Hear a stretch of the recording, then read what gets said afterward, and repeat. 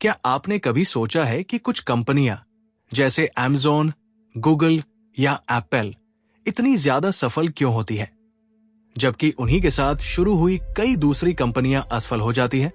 क्या ये सिर्फ किस्मत का खेल है या फिर इसके पीछे कोई छुपा हुआ फॉर्मूला है?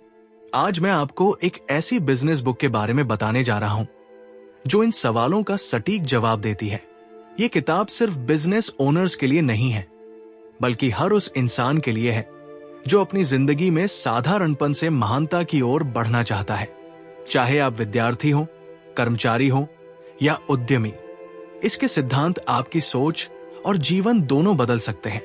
तो आइए शुरू करते हैं गुड टू ग्रेट की इस रोमांचक यात्रा को।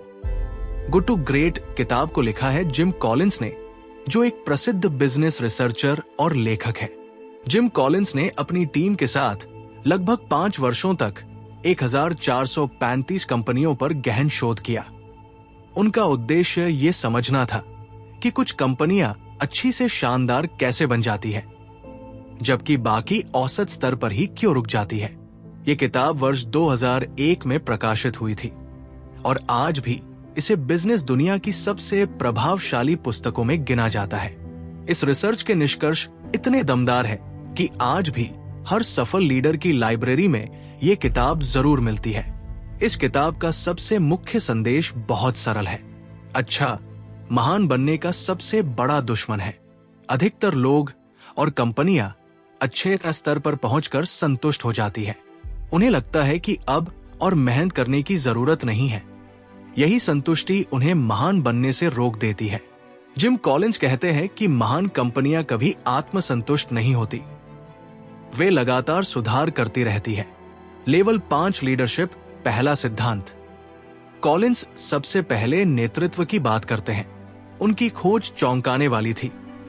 महान कंपनियों के नेता जोरदार, दिखावटी या सेलिब्रिटी टाइप नहीं होते, बल्कि वे होते हैं लेवल 5 लीडर्स। बाहर से बेहद विनम्र, लेकिन अंदर से बेहद दृढ़ और मजबूत इरादों वाले। डार्विन स्मिथ इसका बेहतरीन उदाहरण है, जो किम्बर्ली क्लार्क के सीईओ थे। वे एक साधारण इंसान थे जिन्हें मीडिया की चमक दमक पसंद नहीं थी, लेकिन उनके नेतृत्व में किम्बर्ली क्लार्क ने अपने सबसे बड़े प्रतिद्वंदी प्रॉक्टर गैम्बल को भी पीछे छोड़ दिया। लेवल 5 लीडर सफलता का श्रेय अपनी टीम को देता है और असफलता की जिम्मेदारी खुद लेता है। यही विनम्रता और दृढ़ इच्छा शक्ति का मेल महानता की नींव बनता है। पहले कौन, फिर क्या दूसरा सिद्धांत। महान कंपनियां पहले ये तय करती है कि सही लोग कौन है, उसके बाद ये सोचती है कि करना क्या है। इसे एक बस के उदाहरण से समझिए। एक सफल यात्रा के लिए सबसे पहले ये तय करना जरूरी है कि बस में सही यात्री बैठें। गंतव्य बाद में तय किया जा सकता है। अधिकतर कंपनियां उल्टा करती है, पहले विजन बनाती है, फिर लोगों को ढूंढती है। लेकिन महान कंपनियां पहले सही सोच, सही रवैये और सही प्रतिभा वाले लोगों को चुनती है। इससे 2 फायदे होते हैं। दिशा बदलने पर भी सही लोग खुद को ढाल लेते हैं। सही लोगों को मोटिवेट करने की जरूरत नहीं पड़ती, वे खुद प्रेरित रहते हैं। कड़वी सच्चाइयों का सामना तीसरा सिद्धांत। महान कंपनियां सच्चाई से आंख नहीं चुराती, चाहे वो कितनी भी कठोर क्यों न हो। लेकिन साथ ही उन्हें यह अटूट विश्वास होता है कि अंततः वे जीतेंगी। इसे स्टॉकडेल पैराडॉक्स कहा जाता है। एडमिरल जिम स्टॉकडेल वियतनाम युद्ध में 8 साल तक युद्धबंदी रहे। उन्होंने बताया कि सबसे पहले हारने वाले लोग वे थे जो झूठी उम्मीदों में जीते थे। उनका विश्वास था, मैं जरूर बाहर निकलूंगा, लेकिन मैं आज की सच्चाई को स्वीकार करता हूं। यही सिद्धांत बिजनेस में भी लागू होता है। हेजहॉग कॉन्सेप्ट चौथा सिद्धांत।